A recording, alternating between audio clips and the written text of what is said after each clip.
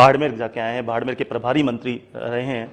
आज चूंकि वहां भी त्रिकोणीय मुकाबला था, बहुत हॉट सीट राजस्थान की बाड़मेर है, तो कैलाश चौधरी के पक्ष में कितनी मतदाता है जो पक्ष में वोट डालेंगे, कितने मतों से जीतने की उम्मीद जता के बैठे हैं? बाड़मेर में वैसे त्रिकोणीय मुकाबला है और त्रिकोणीय मुकाबले में आप कुछ संभावना नहीं निकाल पाते, लेकिन जिस तरह से लोगों ने मतदान किया है, साइलेंट मतदान किया है, शांतिपूर्वक मतदान किया, और उस साइलेंट मतदान का मतलब यही होता है कि हमारे पक्ष में वहाँ अच्छा मतदान हुआ। निश्चित रूप से बाड़मेर सीट भी हम जीतने का पूरा प्रयास करेंगे। इसके अलावा बात करें नागौर आपके पाली में पीपी चौधरी को उतारा बीजेपी ने, क्योंकि 2 बार वो सांसद, 2 बार मंत्री भी रहे हैं। किस तरह से देखते हैं इसको, क्या संभावनाएं अब की बार पाली को लेके बनती है? पाली सीट में पीपी चौधरी जी तीसरी बार चुनाव लड़ रहे हैं। एक बार जीते वो मंत्री बने, दूसरी बार अभी जीते थे तो विदेश मामला कमेटी के अध्यक्ष भी है, और निश्चित रूप से उनका कामकाज अच्छा है, जनता में भी उनके प्रति सहानुभूति है, और निश्चित रूप से ये पाली की सीट हम अच्छे मतों से जीतेंगे, इसमें कोई संदेह नहीं। 100% ये पाली की सीट भी हम जीतेंगे। बाड़मेर के बाद आपको और कई जगह जाना पड़ा देश के अंदर, जहां जहां चुनाव हो रहे हैं, तो किस सीट पे आपकी ड्यूटी लगी है? वहां क्या परिस्थितियां देखने को मिली, किस तरह की बीजेपी के प्रति लहर देखने को मिली? राजस्थान के अलावा मुझे दक्षिण भारत में महाराष्ट्र में औरंगाबाद क्षेत्र में भी जाने का मौका मिला, तो वहाँ भी जहाँ गया तो वहाँ जैसे मतदाताओं में, वहाँ के लोगों में भी माननीय प्रधानमंत्री जी नरेंद्र मोदी जी के प्रति और उनके किए हुए कामों के प्रति जबरदस्त उत्साह है, और महाराष्ट्र की सरकार भी जिस तरह से काम कर रही है उस हिसाब से लोगों में जबरदस्त उत्साह है, और वहाँ भी पूर्ण बहुमत के साथ में निश्चित रूप से ये जो हमारी जो केंद्र में है 400 पार का जो सपना है वो पूर्ण रूप से पूरा होगा, और महाराष्ट्र में भी ज़्यादा से ज़्यादा सीटें जीत करके भारतीय जनता पार्टी सबसे ज़्यादा सीटें जीत करके उभर करके आएगी। जोराराम कुमावत जी बता रहे हैं कि ज़्यादा से ज़्यादा सीटें जो हैं वो जीत के, चाहे राजस्थान हो चाहे पूरे भारत में हो, 4 जून को नतीजे आएंगे। अब बात करते हैं इनके डिपार्टमेंट की, क्योंकि डिपार्टमेंट से जो मंत्री पद इनको मिला हुआ है, सरकार में मंत्री हैं, तो चूंकि चुनाव में समय ज़्यादा गुजरा, क्योंकि अभी 2 मिनट पहले बोल रहे थे कि चुनाव का टाइम करीब महीने भर 1.5 महीने का इनको काम करने का मौका मिला। 4 जून के बाद एक्शन में होगी सरकार, क्योंकि प्रधानमंत्री ने भी कह दिया कि भजनलाल सरकार जो है, क्योंकि अभी बनी है तो अब एक्शन में आएगी। किस तरह से देखते हैं आपके डिपार्टमेंट में पशुपालन मंत्री भी है, गर्मी बहुत पड़ रही है, 46 डिग्री 47 डिग्री का तापमान है, किस तरह से आप देख रहे हैं? निश्चित रूप से राजस्थान में गर्मी सबसे ज़्यादा है, और आधा मरुस्थल प्रदेश है, तो मरुस्थल प्रदेश में और भी ज़्यादा है, तो तापमान इस बार पिछले वर्ष की तुलना में इस बार ज़्यादा ही है। तो इस गर्मी का मुकाबला हम सब लोगों को करने की आवश्यकता है। अभी कई जगह पानी की समस्या भी है, कई जगह बिजली की समस्या है। तो बिजली की समस्या निश्चित रूप से पिछली सरकार की देन है। पिछली बार जब हम लोग विधायक थे तो विधानसभा में हमने इस मामले को, इस विषय को खूब पुरजोर तरीके से उठाया, कई बार चर्चा भी हुई, चर्चा में भाग लेते हुए भी सरकार को इस मामले में चेताया, और फील्ड में भी हमने आंदोलन करके सरकार के संज्ञान में हम लाए कि बिजली की समस्या है वो उसका निस्तारण होना चाहिए। लेकिन पिछली सरकार ने 5 साल में बिजली के क्षेत्र में कुछ काम किया नहीं, एक भी नई इकाई उन्होंने पूरे राजस्थान में लगाई नहीं, और नई इकाई नहीं लगाने से, उत्पादन नहीं बढ़ाने से जो बिजली की जो खपत थी वो दिन दुना रात चौगुना बढ़ती गई, कनेक्शन बढ़ते गए, लोड बढ़ता गया, लेकिन उत्पादन नहीं बढ़ने से निश्चित रूप से ये आज जो हालात है वो इसका कारण यही है। और ये सारी बिजली की समस्या पिछली सरकार हम लोगों को ये सौगात में देकर के गई है, तो निश्चित रूप से आने वाले समय में हम इसका पूरी ताकत के साथ मुकाबला करेंगे, इसका निस्तारण भी करेंगे, नई इकाइयाँ भी लगाएंगे, और इसको अभी जो समस्या है इसको इस साल थोड़ी बहुत जनता को भुगतनी पड़ेगी, लेकिन आने वाले समय में इसका भजनलाल जी हमारे जो मुख्यमंत्री जी है वो निस्तारण करके राजस्थान को पूरी बिजली की समस्या से मुक्त कराएंगे।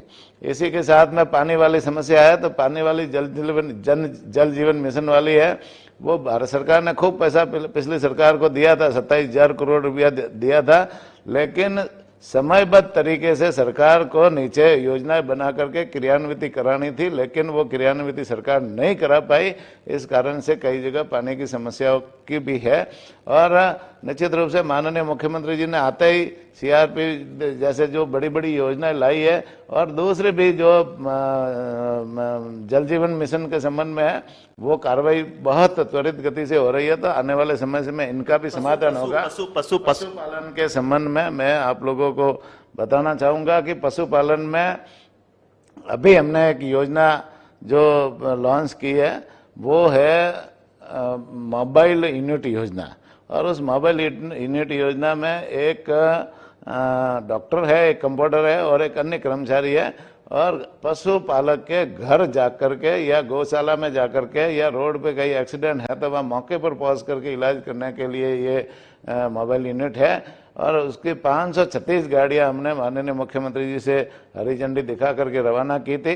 वो अभी उसके कॉल सेंटर खुलने हैं, कॉल सेंटर खुलने के बाद में उनकी पूरी क्रियान्वित होगी। अभी वो कैंप लगा करके उन गाड़ियों के माध्यम से हम पशुओं का इलाज करने का काम कर रहे हैं, तो उनका फायदा भी जनता को मिल रहा है।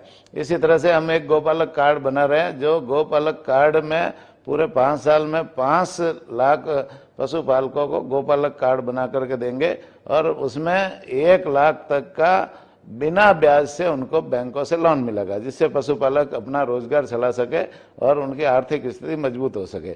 इसी तरह से आने वाले समय में हम एक बीमा योजना भी लाने वाले, पशुओं की सभी तरह के पशुओं की बीमा योजना लाएंगे। और बीमा योजना में जब कभी कोई आपदा आती है या कोई दुर्घटना होती है और पशुपालक के पशु की मृत्यु हो जाती है, तो अभी किसी योजना में उनको पैसा मिलता नहीं।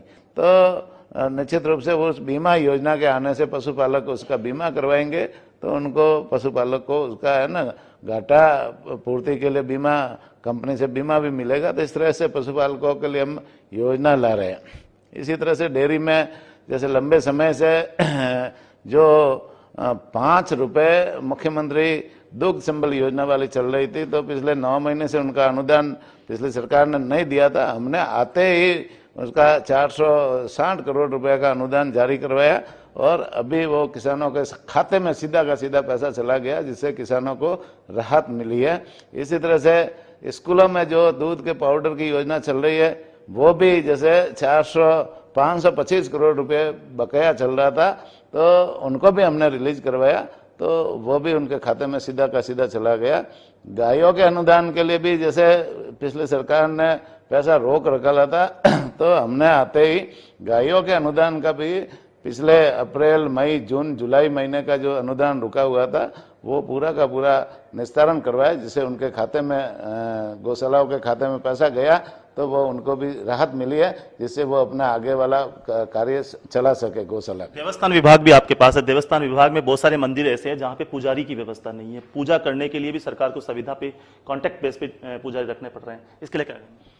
देवस्थान विभाग में जो हमारे अधीन जितने 593 मंदिर आते हैं, वैसे पूरे राजस्थान के मंदिर वैसे देवस्थान विभाग के अधीन आते हैं, लेकिन जो हमारी अपनी प्रॉपर्टी है उसमें 593 मंदिर है, तो उनमें देवस्थान विभाग उनकी आय देवस्थान विभाग को आती है, और वापस निर्माण के काम भी उन देवस्थान विभागों में देवस्थान विभाग ही कराता है उन मंदिरों में, और वहाँ के पुजारी भी देवस्थान विभाग ही लगाता है। तो ऐसे कई मंदिर है जहाँ पुजारी परमानेंट नहीं है, लंबे समय से भर्ती की प्रक्रिया नहीं हुई, तो निश्चित रूप से इस बार हम जो देवस्थान विभाग में कर्मचारियों की कमी है उसकी हम भर्ती निकालेंगे, और निकाल करके उसकी पूर्ति भी करेंगे, और स्थायी रोजगार देने का हम प्रयास करेंगे। डेयरी में भी कई कर्मचारियों की कमी है, वहाँ भी भर्ती निकलवाएंगे, और निकलवा करके हम उसमें भी जैसे हम करवाएंगे।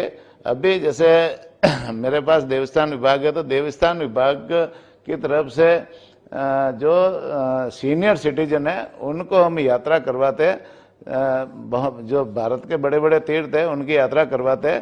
तो 3000 लोगों को अभी हमने सीनियर सिटीजन लोगों को यात्रा करवाई है, चाहे वो रामेश्वरम हो या अयोध्या हो, दूसरी जगह भी यात्रा करवाने का काम हमने किया है। आगे भी हम अयोध्या में और ज्यादा से ज्यादा ट्रेन, ऐसी है जो आपके पास है, जो हाँ, 4 अभी जून के बाद अभी अभी हमारा लक्ष्य है दूसरे जितने भी तीर्थ स्थान है उनकी तो योजनाएं चल रही है, लेकिन ज्यादातर लोगों का लगाव ये है कि हमें अयोध्या के लिए ज्यादा स्पेशल ट्रेनें चलाई जाए।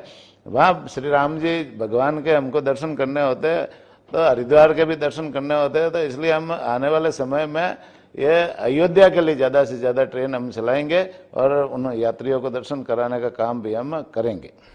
ये थे पशुपालन मंत्री जोराराम कुमावत जो बता रहे हैं कि पूरे भारत की इन्होंने यात्रा करी, जहां जहां ये गए वहां चुनाव की स्थिति इन्होंने बताई। बाड़मेर की जो है त्रिकोणीय मुकाबला उसके बारे में इन्होंने जानकारी दी। इसके अलावा 4 जून के बाद जो फैसले करने हैं तीव्रता से वो करेंगे। इसके अलावा जितने बजट इन्होंने जो है जो बजट सरकार से लेने वो तैयारी कर लिए, जो चाहे गौशाला के लिए चाहे पशुओं के लिए सारी व्यवस्था इन्होंने बताई। आगे जितना जल्दी होगा वो ये काम शुरू कर देंगे। अब देखना यह है कि 4 जून के बाद कितने एक्शन में मंत्री जी आते हैं। ये तो अभी एवन टीवी के साथ खास बातचीत में इन्होंने